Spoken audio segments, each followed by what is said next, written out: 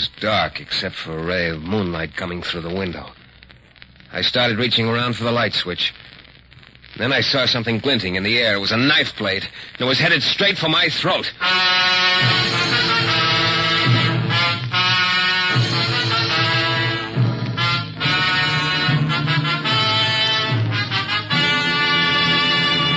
The New Adventures of Michael Shayne, Private Detective, starring Jeff Chandler. Michael Shayne, reckless, red-headed Irishman, is back again in his old haunts in New Orleans. This is your director, Bill Russo, inviting you to listen to another transcribed episode, which we call The Case of the Mail Order Murders.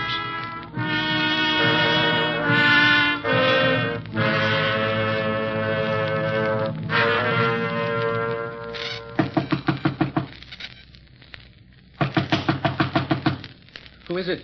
Shayne, Mike Shayne. Oh. Hello, Mr. Shayne. Come in quickly, please. Yeah. Hey, look, what's all Did the... anyone follow you here to my apartment, Mr. Shayne? Follow me? Well, not that I know of. What's this all about, and why the hocus-pocus routine? I can't afford to take any chances. Oh? Can you afford to tell me what it's all about? My name is Kinsella, William Kinsella. Yeah, I know. You told me that over the phone. You're sure no one followed you here? Sure enough. Now, you're going to let me in on I what's want to hire you, Mr. Shayne. Ah, that's the first thing you've said that makes sense. What do you want me to do? Protect me. Well, from what? I don't know. You don't know? Now, let's not start the double talk again. Please, Mr. Shayne. Well, to tell the truth, I'm afraid. I'm afraid. Yeah, I can see that, but what of? I tell you, I don't know. Sure, it sounds insane, but here, Mr. Shayne, I received this through the mail this afternoon. Yeah, 4 names at the top of the page. Yes. William Kinsella, Ellen Dant, Joshua Jaffet, and Tom Swigers. Yes. Now, read what's written underneath the names, Mr. Shayne. Those who have sinned will be punished. It may come swiftly or slowly or by an unknown hand, but punishment is inevitable, and the punishment is death. Yes. Yes, you see now why I'm terrified. It's a death note, Mr. Shayne. A death note. And my name is at the top of the list. In a moment, we'll return to the New Adventures of Michael Shayne and the case of the mail order murders.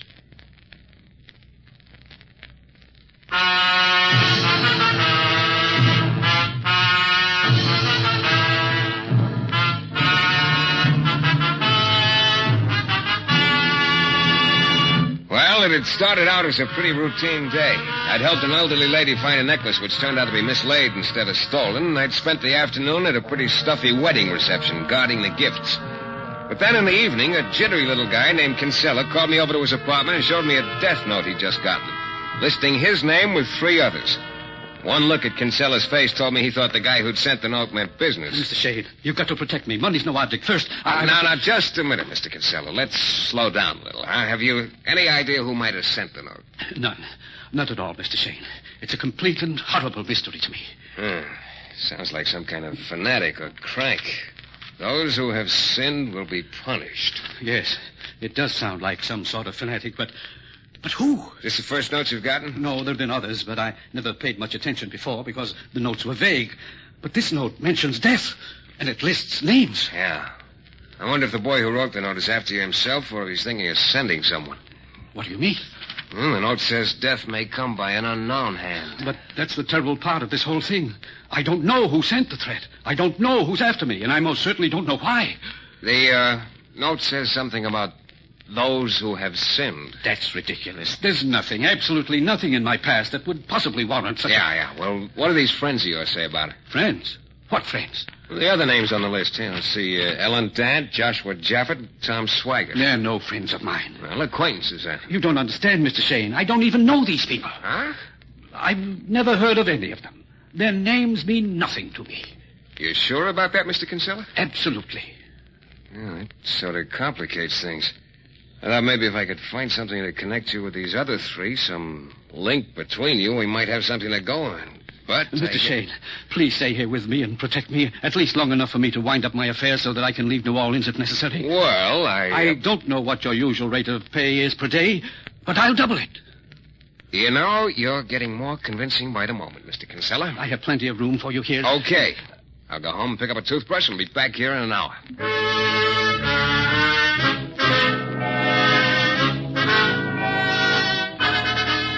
I went outside and down the street. I was thinking about how terrified Kinsella seemed to be about the whole thing. I was wondering if maybe he knew a little more about why someone wanted to kill him than he'd told me.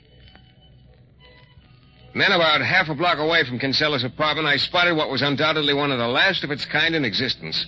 An organ grinder man. He was a stocky, barrel-chested gent. The hand organ he was cranking sounded as if it was protesting against overwork. On his shoulder perched a little monkey dressed in a red corduroy suit and a green hat with a feather.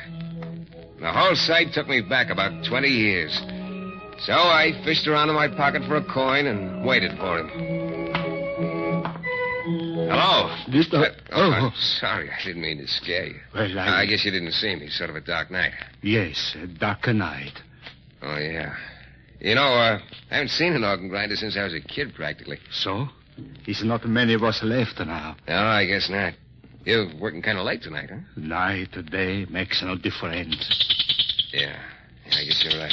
Hey, it's some monkey you got there. It's a fine monkey, Pepe. You want to see Pepe do dance? No, I'm afraid I haven't the time. Name is Demetrius. Demetrius. Some other time. Huh? Here's a little something. You throw to Pepe, he catch. Okay. Hey, he could play shortstop on a few teams I know of. Where'd you get Must go now. Thanks, mister. Good night.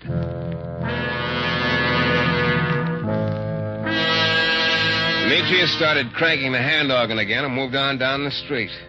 Pepe turned around, stared at me a moment, and then delicately stuck out his tongue. Such gratitude. I went to my room, picked up my things, and went back to Kinsella's apartment. He showed me to my new room. I suggested he lock his door and also his window because it was a ground floor apartment.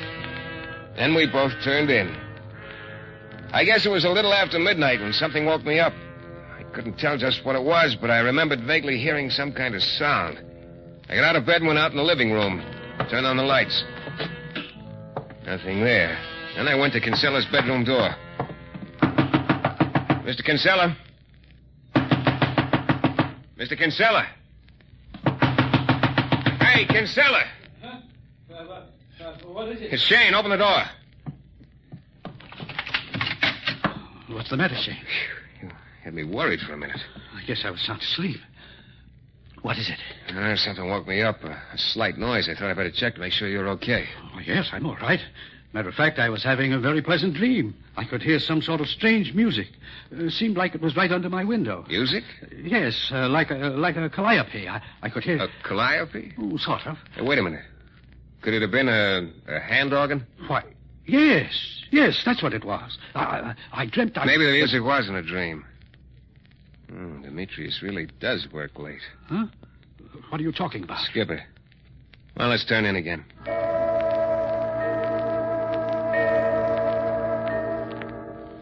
Nothing happened the rest of the night, except that I had a long dream about perching on a guy's shoulder dressed in a red corduroy suit while people tossed nickels at me. Well, it might be an easier way to make a living at that. The next morning, bright and early, I told Kinsella to lock himself in for the day. Then I went down to police headquarters and in the door marked homicide. Hello, Shayne. Good morning, Inspector. How's the mastermind of the Homicide Bureau these days? Thanks. You looking for a job, Shayne, or you want to borrow some dough? No. As you sometimes say, Lefevre, wrong twice. I already have a job. Matter of fact, that's what I came down to talk to you about. I'm all... Ears. I know. Talk, funny man. I've been hired by a guy named Kinsella who received what looks like a crank note. He was taking the whole thing very seriously. So? So the note has 4 names on it, Kinsella. Ellen Dant, Joshua Jaffett, and Tom Swigert. May not be anything to it, but I just thought I'd drop in and let you know. Let's have it again. Have what again? The list. William Kinsella, Ellen Dant, Joshua Jaffett, and Tom Swigert. Yeah. Why, do you know any of them? How about Ellen Dant? Kinsella said her name meant nothing to him. Or me. How about Joshua Jaffett? Mm-mm. And I've never heard of your client, Kinsella. Only one we have a line on is this Tom Swigert. Swigert's his last name on the list. What about him? Shayne, did you ever hear of the Gouge killing a couple of years back? The Gouge killing? No. What was that? Well, there was a rich old gent named Daniel Gouge. He used to live on the island of Capri in the Mediterranean. One day he turned up dead with quite a few thousand of his dollars missing. This guy, Tom Swigert, was on the island at the time. He was questioned about the killing, but he was released later for lack of evidence. You think this note Kinsella got has anything to do with the Gouge killing? I don't know, yet. You suppose maybe there's some connection between Swigert and the rest of the names on the list, then? That'd be a guess, Shane, and right now I'm not in a guessing mood. Of course, the whole thing could be some crackpot's idea of a joke. It might. You don't think so, huh? No. Hey, incidentally, how come this Tom Swigert's the only guy on the list you know anything about? Is he a friend of yours or something? Not exactly a friend. Right now, he's sort of a special project of mine. What do you mean? We found Swigert down near the waterfront last night. Had a knife in his back. Very dead.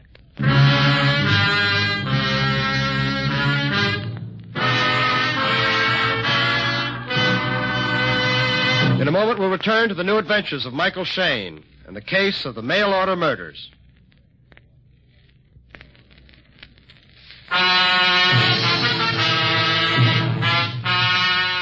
It all started when a guy named Kinsella hired me to protect him from an unknown killer who'd sent him a death threat. On the note were listed 4 names: Kinsella, Ellen Dant, Joshua Jaffett, and Tom Swigert. Kinsella said he didn't know any of the other 3. So the next morning, I wasn't sure just how seriously to take the note when I went down to police headquarters to tell Inspector Lefebvre about it. But Lefebvre took it very seriously, and with good reason. He told me that the last man on the list, Tom Swigert, had been murdered the night before. So, like I say, Shane, whoever wrote that note means business. You know, Lefebvre, it'd be interesting if it turned out that the reason Swigert was killed had something to do with that Gouge killing. I don't feel like playing guessing games. Well, maybe we'll find out before long, huh? Shane, you're a real nice boy. Lefebvre, there's only one reason you ever say those sweet things to me. That's when you want me to keep out of something. Yeah. Why?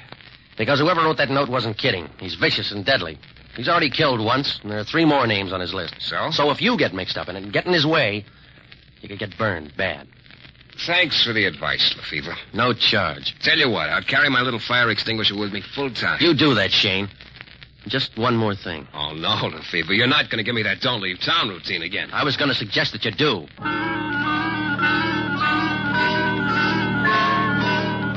That evening, I decided to pay a call on Ellen Dant, whose name was right under Kinsella's on the death list. I looked up her address and went over. Ellen lived in an expensive-looking apartment, and she was a very smooth-looking creature. She wasn't very impressed when I told her about the note Kinsella had gotten. Mr. Shayne, I've never heard of this man Kinsella. Why should I be concerned about his getting threatening notes? I got one of them, too. But I think it's probably somebody's feeble idea of a joke. Yeah, not much of a joke, Miss Dant. Kinsella says he doesn't know you. That makes it mutual, then, as I've been trying to tell you. How about a gent named Joshua Jaffett? I'm afraid I don't know him either. Or Tom Swigert? Really, Mr. Shayne? That's just as well you didn't know Swigert, I guess. He got himself killed last night. Oh? But that doesn't concern you. No, it doesn't. Now, if you'll excuse me. Sure, just one more thing, Mr. Ant. Ever happen to hear of a rich old guy named Daniel Gouge? Gouge? Yeah, I used to live on the island of Capri. Really, Mr. Shayne? Running around asking people about names they've never heard of before. Haven't you anything better to do? Not right now, Ellen, but maybe I'll think of something. See you around.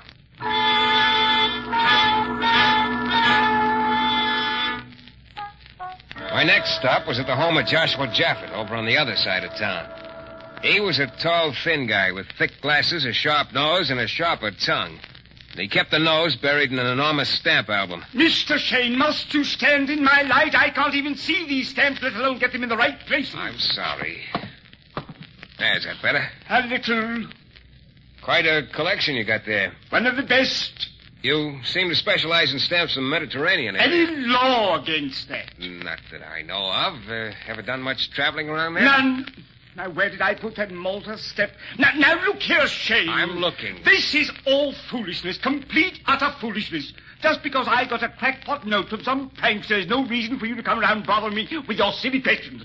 I've told you I don't know any of the people on the list. Now, if you kind... Maybe I... Mr. Shayne, will you stop standing in my light?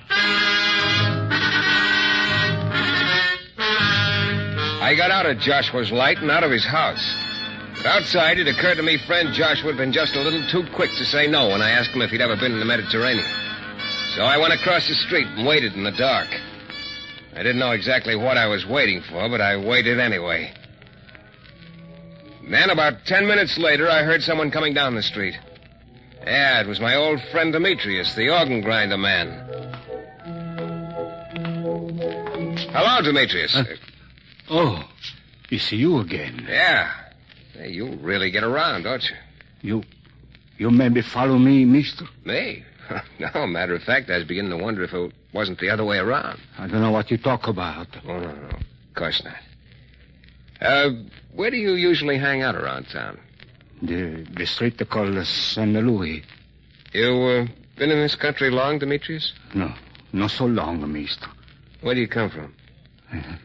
It's a long way from here. Sunny land, blue water. It sounds like the Mediterranean. Yes, it's a beautiful place. That's what they tell me, Demetrius. Good night, mister. Demetrius disappeared around the corner.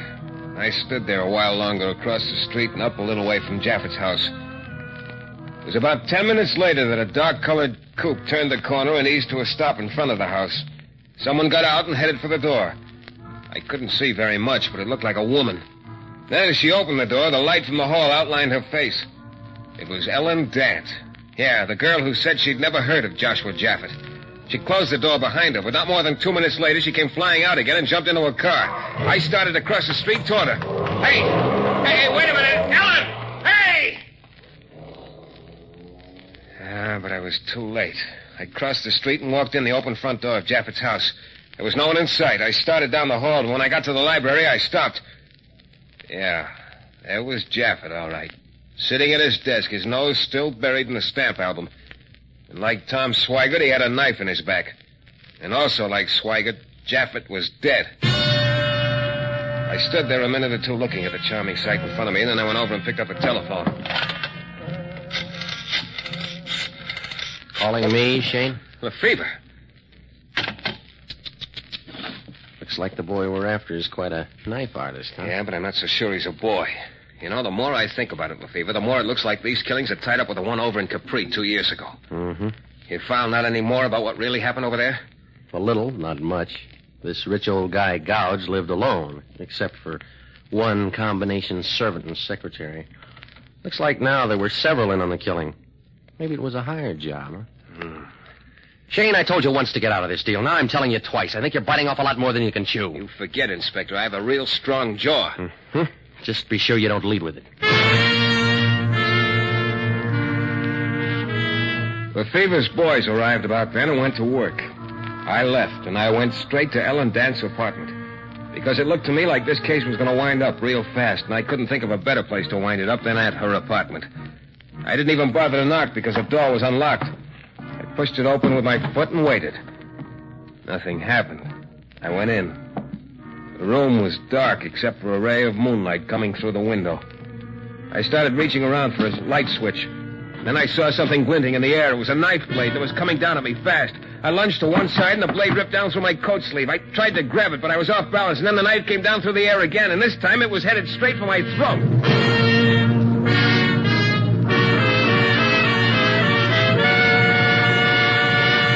We'll be back in a moment with a thrilling climax to tonight's Michael Shayne adventure.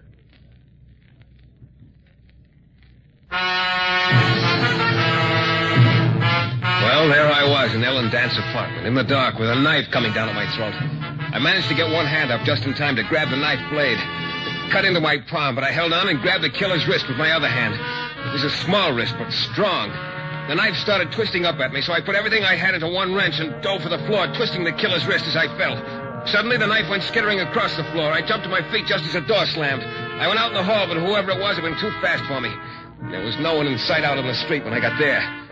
Oh, I gave up the chase and headed for Kinsella's apartment. And I wasn't in a very pleasant mood. Look, Kinsella, I'm getting awfully tired of this whole deal. But, Mr. Shayne, You lied to me when you said you didn't know what this is all about. Oh. All right, Mr. Shayne. It's true. I have lied to you. But you apparently know a lot of the story already. I might as well tell you the rest of it. Spill it. I was Daniel Gouge's secretary in Capri. He was murdered for his money. I found out who the killer was. I've been running away ever since. The killer has been following me and has had someone else after me. Someone I don't know. Yeah? Why didn't you tell the police who the killer was? I know I should have done that long ago, but I don't expect anyone to understand, but it was because of the way I felt about the killer. I couldn't help myself. I see. Just one more question. Did Daniel Gouge have any particular girlfriend? Yes, Mr. Shayne. Okay. We're going to set a little trap. Here's a pencil. I want you to write a note to Gouge's girlfriend, Ellen Dance. Mr. Shayne. Tell her you'll turn her in unless she meets you on the corner in front of my office at midnight with some dough. But I couldn't do that. Look, I'll be there with you. I wasn't thinking of myself. I just... Look, you want to go on this way forever? No, but... Write it. Very well. What are you going to do with it? Gonna use it as bait. You're not exactly the world's best penman, are you? I'm sorry. It's because I'm nervous and upset, I guess. I'm having a hard time forming the letters. Yeah. I'll write another note. Never mind. I think Ellen will be able to read this one all right. Okay, Kinsella, stay here in your apartment until 11:45, then take a cab to my office and meet me on the corner in front. I think maybe we'll get this whole thing wound up. I put the note in my pocket and left. I went over to St. Louis Street and hung around until Demetrius, the monkey organ man, came along. I made a little conversation with him and invited him to the party in front of my office. Then I called the Fever's office and left an invitation for him, too. I was hoping it'd be quite a gathering. Kinsella was the first to arrive, right on the dot at midnight.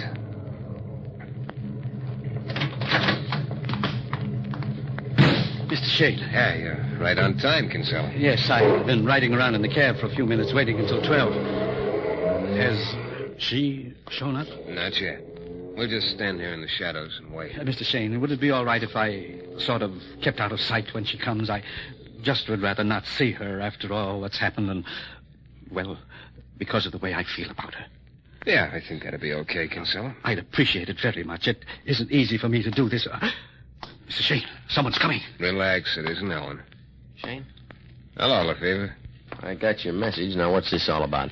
Just giving a little party, Lefevre. I knew you'd never forgive yourself if you missed it. Mr. Shayne, who's this? Lefevre, a friend of mine. Lefevre, this is Mr. Kinsella, my client. Hello? I'm afraid I don't understand this, Mr. Shayne. I thought just you and I were to be... Wait a minute. Yeah, here he comes. Here who comes? The guest of honor. Guy named Demetrius. Why, it's an organ grinder. Mm-hmm. Mr. Shayne, do you think that he is working for Ellen? Well, we'll soon find out. Hello, Demetrius. Hello, mister.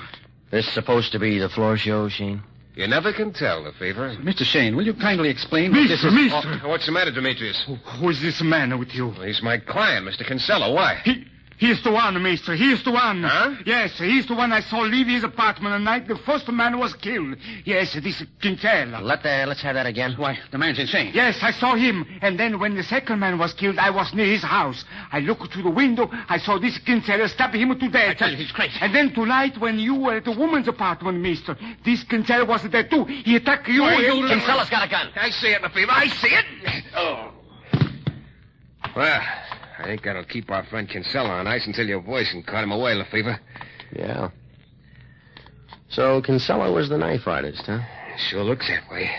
Now, if we only had the girl, we'd be able... She's been in jail for an hour, Shayne. We picked her up. Oh? Did you get a story out of her? Yeah. From what she said, it looks like she, Jaffet, and Swaggart hired a guy to kill Gouge over on Capri. The three of them then decided to cross the killer. They took the dough and left in a hurry. So now it turns out that Kinsella here was the killer, and he's been looking for them ever since. That sounds logical. He put his own name on top of the death list to take suspicion off of him. Well, all I can say is you're longer on luck than you're on brain, Shayne. Oh? Arranging this little trap to pick up the wrong girl. Plenty lucky for you this guy Demetrius spilled what he'd seen and broke the case for you. I guess you're right, Lefevre. Yeah, maybe next time you'll remember to keep out of these things. I'll try to, sir. Mister. Oh, yeah, Demetrius. I'd almost forgotten you were here. Thanks. Thanks a lot for all your help. That's all right, mister. Here's a little something for your trouble. No. Over here. Thank you, mister. Thank you.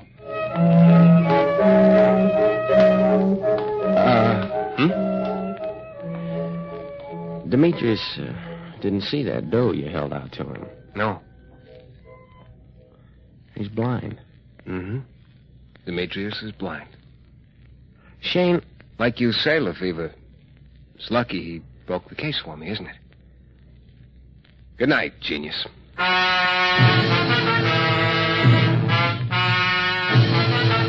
This is your director, Bill Russo, again. Our story is based on characters created by Brett Halliday and written by Bob Wright.